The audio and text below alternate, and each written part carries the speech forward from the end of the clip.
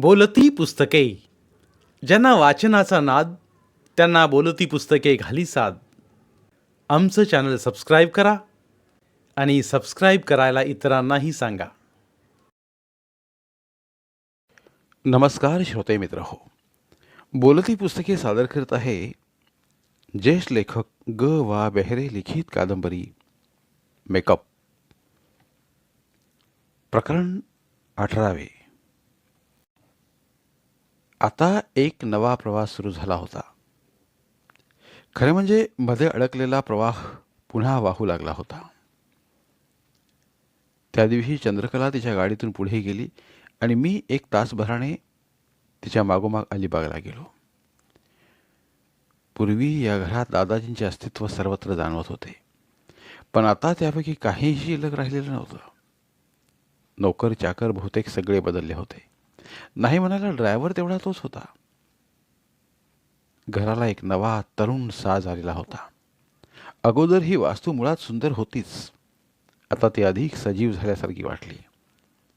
कदाचित चंद्रकलेच्या कायमच्या वास्तव्यामुळे घराची निगा अधिक चांगली राहत असणार.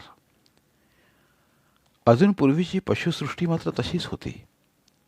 मी गाडी आत नेऊन घराला जोडून असलेल्या गॅरेजमध्ये ठेवली, तेव्हा गाडीच्या मागोमाग चंद्रकलेबरोबर सारी कुत्री धावत आली. गेल्या कित्येक दिवसात मी इथे आलेलो नसलो तरी कुत्र्याने ओळख दाखवली. मी गाडी उघडून बाहेर पडण्यापूर्वी चंद्रकला माझ्या नजीक आली होती. मालकाची मने ही प्राणी कशी ओळखतात कोण जाणे. आलेला पाहुणा हा स्वागतार्ह आहे हे मालकिनीच्या डोळ्यांतून त्यांना समजले असावे. ड्रायव्हर लगोलग आला आणि त्याने मला एक कडक सलाम ठोकला. इतर नोकरही क्षणाला जमा झाले. कोणी माझी सुटकेस घेतली तर कोणी अदबीने आमच्या मागोमाग चालत आले. मी येण्याची वर्दी सगळ्यांना होती. आम्ही दिवाणखान्यात गेलो तोपर्यंत अतिशय देखण्या अशा छोकरीने कॉफी, बिस्किटे, काजू असे खाण्याचे पदार्थ मांडले. मी स्थानापन्न झालो. दूर अंतरावर नोकर उभे राहिले. मालकिनीच्या आज्ञेची वाट पाहत किरकोळ औपचारिक गप्पा आम्ही मारू लागलो. दिवाणखान्याची रचना अशी केली होती की समुद्राचे अथांग दर्शन कुठूनही घडावे. समुद्राकडे पाठ करून बसले तरी समोरची भिंत एक महाप्रचंड आरसा होता, त्यामुळे सागर दिसेच. माझे सामान वरच्या मजल्यावर माझ्या सूटमध्ये ठेवायला सांगितले गेले आणि कॉफी पान झाल्यानंतर मीही फ्रेश होण्यासाठी जिना चढून वर आलो. माझ्या मागोमाग चंद्रकला आणि 1-2 नोकरही आले. दिवाणखाना, बेडरूम, प्रशस्त व्हरांडा, स्टडी रूम असे हे स्वतंत्र दालन होते. घरचा निम्मा भाग या दालनाने व्यापलेला होता. अद्ययावत फर्निचर, नव्या पडद्याने आणि रंगसंगतीने दादाजींच्या मृत्यूनंतर हे दालन नव्याने सजवले असले पाहिजे. मी सर्व खोल्यांतून चक्कर मारली. आम्ही चित्रपटात श्रीमंत माणसांच्या शयनगृहांची उभारणी करतो. जे जे जगात नवीन घडत असेल त्या सर्वांचा आम्हाला परिचय असावाच लागतो. भव्य, सुंदर, विलासी वास्तू चित्रपटात का होईना लोकांना पाहण्यास आवडतात, पण हे सारेच दालन चूक काढायला जागा ठेवू नये अशा पद्धतीने सजवले गेले होते. सर्वत्र एअर कंडिशनर्स होते. हवा असेल तर समुद्राचा बेबंद वारा येऊ देण्यासाठी झडपाही तेथे होत्या. दिवाणखान्यात आणि व्हरांड्यात भारतीय चित्रकारांनी काढल्या अतिशय सुंदर अशा चित्रांकृती टांगलेल्या होत्या. माझ्या मागोमाग चंद्रकला वावरत होती. एक अनोखा आणि व्याकुळ करणारा सुगंध माझ्या मागोमाग येत होता. तसे हे दालन फार मोठे नव्हते आणि 1 मजल्याचा निम्मा भाग असल्याने बंगलाही फार मोठा नव्हता. खटकण्यासारखी एकच गोष्ट होती, ती म्हणजे पाहुण्यासाठी निर्माण केलेल्या दालनाचा उर्वरित भागाशी कसलाही संबंध नव्हता. त्या दालनात जायचे असेल तर जिना उतरून खाली परत जाणे भाग होते आणि दुसऱ्या टोकाला असणाऱ्या जिन्यावरून पलीकडच्या दालनात जाता येत होते. पाहुण्यांचा उपसर्ग होऊ नये म्हणून ही व्यवस्था केलेली असावी, पण नोकरांना समजल्याशिवाय आणि माझी चंद्रकलेची परस्परांची गाठभेट होऊ शकत नव्हती. एवढे वैगुण्य सोडले तर खूप श्रीमंतीत वावरूनही अशी कलात्मक श्रीमंती मी आज पावेतो अनुभवली नव्हती. त्या कोपऱ्यातल्या मिनीबारमध्ये सर्व प्रकारची मद्ये आहेत. हवे ते घ्या. काही लागले तर घंटा वाजवा. तुमची व्यवस्था बघणारा चौगले ताबडतोब इथे हजर राहील. Be at is. चंद्रकला निघून गेली. नोकर चाकरी तिच्या मागोमाग गेले. मागे उरला होता तो एक विलक्षण दाहक सुगंध. त्या सुगंधाच्या वाटोळ्यात मी घराघरा फिरत होतो. उगाच इकडे तिकडे वावरत होतो. ड्रिंक घ्यावे असे सुद्धा वाटले नाही. एकट्याने ड्रिंक घेण्यात मला कधीच मजा वाटली नाही. मद्रासमध्ये माझ्या घरी मी असलो तर मेघना मला कंपनी देई, अर्थात नावापुरतीच. सोबतीशिवाय मद्याची नशा चढत नाही. 4 पावलांपलीकडे चंद्रकला वावरत होती, पण ती मला कंपनी देऊ शकत नव्हती. त्यामुळे छानदार असा एकांत होता. उसळते असे समुद्राचे सान्निध्य होते. आकाशातल्या रंगछटा संपून जाऊन हळूहळू अंधार दाटू लागला होता. दूरवर एखादा पडाव समुद्रावरून तरंगत चाललेला अस्पष्टपणे दिसत होता. चंद्राचे आगमन झालेले दिसत नसले तरी चंद्रप्रकाश येण्याच्या पाऊलखुणा मात्र जाणवत होत्या. चंद्रकलेच्या निमंत्रणानुसार मी इथे आलो खरा. पुढे काय काय घडेल, केव्हा घडेल याचा अंदाज बांधता येत नव्हता. मी स्नान केले, लुंगी गुंडाळली, मलमलीचा शर्ट पेहरला आणि सिगारेटचे झुरके घेत रमत गमत खाली आलो. सारे घर प्रकाशाने उजळले होते. जेवणाची सिद्धता झालेली होतीच.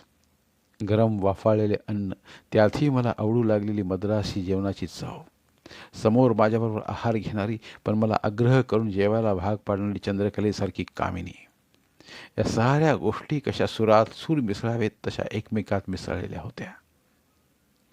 नोकर चाकरांना आमचे संभाषण ऐकू जात होते, म्हणून असेल कदाचित. चंद्रकलेने देवदासीच्या जीवनावर मी निर्माण करणार असलेल्या राजनर्तकी या चित्रपटावर संभाषण सुरू केले. उद्या सकाळी रियाजसाठी आचार्य गुरुपाद स्वामी येणार होते. त्यावेळेस तिच्या नृत्याचे प्रात्यक्षिक ती मला दाखवणार होती. कुणालाही वाटले असे की आम्ही या चित्रपटांसंबंधी बोलणी करायलाच एकत्र आलो आहोत. रमत गमत आमचे जेवण झाले. जेवणानंतर मला ब्लॅक कॉफी लागते आणि जमले तर कोण्याकही लागतं, हे चंद्रकलेला माहीत होतं. व्हरांड्यात आम्ही जाऊन बसलो तेव्हा तीही सारी सिद्धता जय्यत तयारी होती. Lacing the coffee with Konyak असा शब्दप्रयोग का केला जातो याचा एक निराळाच अर्थ मला आज कळाला. जीवन तृप्त झालेल्या माणसाला कॉफीची कडू म्हणजे अंतिम गोड होणारी चव लाभायला हवी आणि त्या कडू असणाऱ्या चवीचे गोड चवीत रूपांतर करण्यासाठी फ्रेंच ब्रँडीचा एक तवंगी वर असायला हवा. म्हणजे मग साऱ्या सुखाची सांगता एखाद्या हलक्याशा नशेत होते. वासनेची नशा माणसाला उतावळा करते, पण कोण्याक त्या उतावळीपणाला सबुरीचा सल्ला देते. पेटावे पण हळूहळू पेटावे अशी त्यात गर्भित सूचना असते. खरे तर मी इथे आलो तेव्हापासून पेटलेलोच होतो. चंद्रकलेची विविध आवृत्त आणि अनावृत्त रूपे माझ्या डोळ्यांसमोर येत होती. प्रत्यक्ष शालीनतेच्या आणि अलिप्ततेच्या पारदर्शक वस्त्रांतून चंद्रकला साक्षात समोर बसलेली होती. तिला अजिबात घाई झालेली नव्हती. नोकरांची जेवणे झाली आणि ते आपापल्या निवासस्थानात निघून गेले. फक्त चौगले मात्र मला दिसेल इतक्या अंतरावर वावरताना जाणवत होता. रात्र बरीच पुढे झुकली होती. समुद्र आता शांत झाला होता. वादळ आणि लाटा गिळून टाकल्यासारखा. त्याचे रूप चंद्रकलेसारखेच होते म्हणा ना. चमचम करणारा कृष्णवर्ण तर तिथे जाणवत होताच, पण मर्यादेत आवरून धरलेले क्षोभही जाणवत होते. सबंध दिवसभराची थकावट मला आता जाणवायला लागली.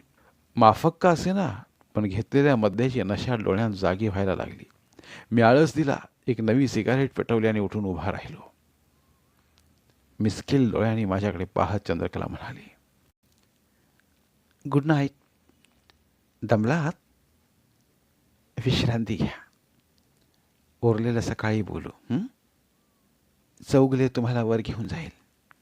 आणि ती माझ्याकडे पाठ फिरवून दुसऱ्या बाजूला असणाऱ्या जिन्याच्या दिशेनं चालूही लागली. मी वर गेलो. चौगले मागेच होता. एअर कंडिशनर्स पूर्वीच चालू केले होते. सुसज्ज असा डबल बेड माझी वाट पाहत होता. चौगलेने काही हवे नको विचारलं. खरं तर माझ्या मनात आलं होतं की कशाला असा दांभिकपणा चाललाय. चंद्रकलेशिवाय मला काहीही नको होतं. दार लावून घ्यायला सांगून चौगले निघूनही गेला. मी दार लावून घेतलं आणि एक चित्रपटाचे मासिक घेऊन अंथरुणावर पडून झोपेची आराधना करू लागलो. एकदम वाटलं म्हणून मी उठलो. पडदा बाजूला करून खिडकी उघडली तेव्हा लक्षात आलं की सर्वच दिवे मालवले गेले आहेत. सर्वत्र निस्तब्ध शांतता वावरत आहे. मुद्दाम वाकून पाहिलं तेव्हा चंद्रकलेच्या दालनातले दिवे मालवले गेले दिसले. मी रुष्ट मनानं दार लावून घेतलं, पडदे सारखे केले आणि नाराजीने परत अंथरुणावर पडलो. माझा डोळा केव्हा लागला हेही माझ्या लक्षात आलं नाही, पण कुठल्या तरी अतिमृदू स्पर्शाने मला जाग आली. डोळे उघडले तेव्हा दिसलं दिवे कुणीतरी मालवलेले असावेत. फक्त निळा बेड लॅम्प चालू केलेला होता. कसला स्पर्श झाला हे समजण्या इतकी चेतना मला आली तेव्हा माझ्या लक्षात आलं की माझ्या पायाशी संपूर्ण नग्न असलेली चंद्रकला पहुडलेली होती. ती या दालनात आलीच कशी हेच मला समजेना. तिने सरकत सरकत माझ्या वक्षावर आपले वक्ष घासले. निर्जीव असणाऱ्या दोन गारगोट्या प्रत्यक्ष घर्षणातून अग्नी पैदा करतात. इथे तर एकमेकात गुंतलेली दोन माणसे एकमेकांच्या स्पर्शातून अग्नी निर्माण करत होती. तिचा पूर्व परिचित असा कमनीय देह पाहिल्यावर मला भलतेच अवास्तव प्रश्न विचारण्याची इच्छाच झाली नाही. तिच्या डोळ्यात पूर्वीचेच निमंत्रण होते. तिचा देह मी निरखून पाहिला आणि माझ्या लक्षात आले की या देहाचा टवटवीतपणा वा तजेला सुतराम कमी झालेला नाही. आता या डोळ्यांत कुतूहल नव्हते, पण एक मिस्किलपणा आणि स्वत्वाची जाणीव झालेली चेतना जाणवत होती. पावलापासून मस्तकापर्यंत स्पर्शाचे चंदनी लेप ती मला अबोलपणाने लावित होती. हे सारे न बोलता पुष्कळशे बोलके होते. देहाच्या भुका पुरवण्यात आता नाविन्य राहिलं नव्हतं. ही सारी वादळे अनेकदा पूर्वी उठली होती. जो विजत नाही असा एकच अग्नी या जगात आहे, तो म्हणजे कामाग्नी. प्रत्येक नवे निमंत्रण हे नवे आव्हान होते. कोमट झाले आहे असे पाणी एकदम उकळायला लागले. हे फूल मी अनेकदा हुंगलं होतं आणि त्या कळीचं फुलात रूपांतर होताना मी प्रत्यक्ष पाहिलं होतं. दीर्घकाळ टवटवीत राहणारी व सुगंधाला ओहोटी न लागणारी अशी काही अपूर्व फुले या जगात आहेत. हळूहळू शब्दांचे चित्कारांत रूपांतर झाले. अपेक्षित परंतु मिळायला विलंब झाल्या सुखाच्या क्षणानंतर आलेले आनंदाश्रू टिपताना मला सारा पूर्वकाळ आठवत गेला. गात्रे हळूहळू तृप्त होत गेली. वासनेचे कडे चढून परत उतरले गेले. एका आवर्तनात वर्षानुवर्षाचा हिशोब चुकता होण्यासारखा नव्हता. म्हणून अग्नी पुन्हा पुन्हा पेटवला गेला. प्रत्येक देहाच्या चेतनेच्या वेगवेगळ्या जागा असतात. त्या सर्व जागा चंद्रकलेनेच मला दाखवून दिल्या होत्या. सर्वांगाने एकमेकाला भोगत भोगत आम्ही गाढ झोपेत मग्नही झालो. अधूनमधून पूर्वीच्या आठवणी या सुखचेष्टितांची रंगत वाढवीत होत्या. उमाळा दाटून येत होता. एक नवा अध्याय सुरू झाला होता आणि तो संपवणे माझ्या हातात राहिलेले नव्हते. खरे म्हणजे खूप खूप बोलायचे होते आणि मध्यंतरीच्या काळात आम्ही बोलतही होतो, पण त्या बोलण्यात खंड पडणेही स्वाभाविक होते. ज्या घटनांच्या आठवणी होतात त्या आठवणी मूळ घटनांपेक्षा अधिक गहिऱ्या बनतात, कारण त्या घटना अगदी वस्त्र फेडून टाकून आता नग्न स्वरूपात उभ्या असतात. प्रत्यक्ष भोगाच्या आनंदापेक्षा भोगांच्या आठवणी अधिक उत्तेजक असतात. सकाळी जागा झालो तेव्हा लक्षात आलं की माझा हात चंद्रकलेच्या नितळ आणि तुकतुकीत पाठीवर विसावला होता. ती तिची पूर्वीची लकब तिच्या अजून पुरती लक्षात आहे हे पाहून मला सुद्धा या सुखापासून मी इतके दिवस वंचित का राहिलो याचा विषाद वाटला. ती तृप्त होऊन विसावलेली होती. पायात पाय अडकवून तिने अंग आकसून घेतले होते. तिच्या लांब सडक काळ्या भोर केसांचा पिसारा पांढऱ्या शुभ्र चादरीवर पसरलेला होता. एकदा वाटलं तिला उठवावं. पहाडीच्या धुसर प्रकाशात अशा स्थितीत तिला उचलून व्हरांड्यात न्यावं. सागराचे उसळते रूप आणि पहाटे सुटलेला धुंद खारट वारा दोघांनी एकाच वेळी उपभोगावा. पण तिची तृप्त निद्रा मोडाविषयी वाटली नाही. मी उठलो, चांगला आळस दिला, सिगारेट ओढली. कॉफीची तल्लफ आली होती, पण या अवस्थेत चंद्रकला खोलीत असताना कॉफी कशी मागायची हा प्रश्न मला पडला होता.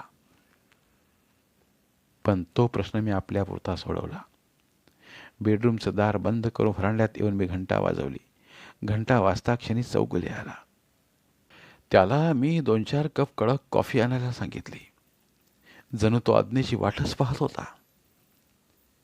वाफाळलेल्या कॉफीचा ट्रे आणून ठेवून तो जाता क्षणीच मी परत दार लावले आणि मागे वळणार तोच माझ्या लक्षात आलं की चंद्रकला नाईट गाऊन घालून मागे उभीच होती. उगवत्या चंद्रासारखे हे झालेलं आगमन जितकं प्रसन्न होतं तसंच अनपेक्षितही होतं. मी चटकन तिच्याजवळ गेलो. तिला मिठीत घेतलं. आयुष्यात एकमेकांना छेदून जाणारे रस्ते सदैव भेटतात. वास्तविक चंद्रकलेचे प्रकरण हे पूर्वीच संपलेलं होतं, पण ते पुन्हा सुरू होईल आणि त्यात मी खोलवर अडकेन असे मला तरी कुठे वाटले होते. पण हे असं घडलं. एकटेपणा दूर करण्यासाठी तिला आधार हवा होता आणि मोहाला शरण जाणाऱ्या माझ्यासारख्या पुरुषाला एक नवा मोह निर्माण व्हायला हवा होता. तसे आम्ही परस्परांना पूरक होतोच. आणि आता तर राजनर्तिका या चित्रपटात जर तिला काम दिलं तर संपर्क अटळ होता.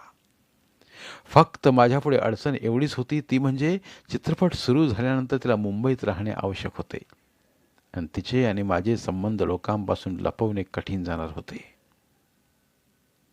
मेघनेची जर समजूत घालणं किंवा तिच्यापासून माझे आणि चंद्रकलेचे नवे नाते लपवून ठेवणं ही गोष्ट जवळपास अशक्य गोष्ट होती.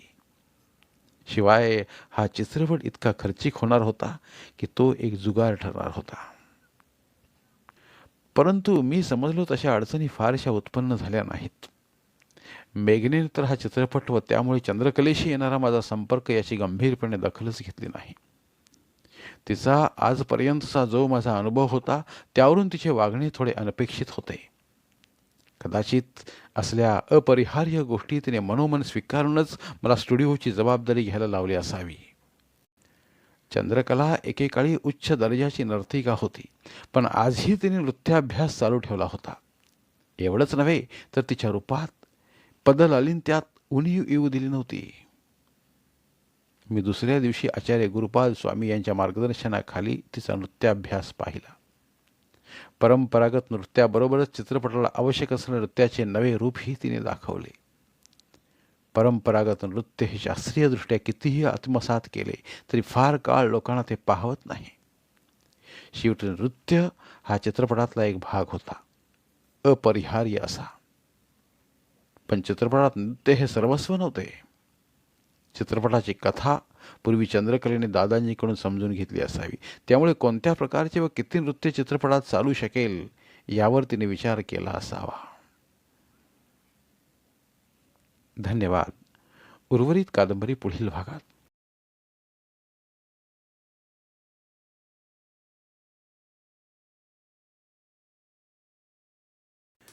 धन्यवाद. प्रिय श्रोते मित्र हो, आपल्यासाठी एक आवाहन. आमच्या चॅनलच्या प्लेलिस्ट विभागात तुमच्यासाठी शेकडो कादंबऱ्यांचे ऑडिओ बुक्स उपलब्ध आहेत. तिथे प्रत्येक कादंबरीचे सर्व भाग एकत्रित मिळतील. त्यामुळे सध्या सुरू असलेल्या क्रमशः कादंबरीच्या पुढील भागासाठी वाट पाहण्याची गरज नाही. तुमच्या वेळेनुसार तुम्ही संपूर्ण कादंबरी सलगपणे ऐकू शकतात आणि साहित्याचा आस्वाद घेऊ शकता.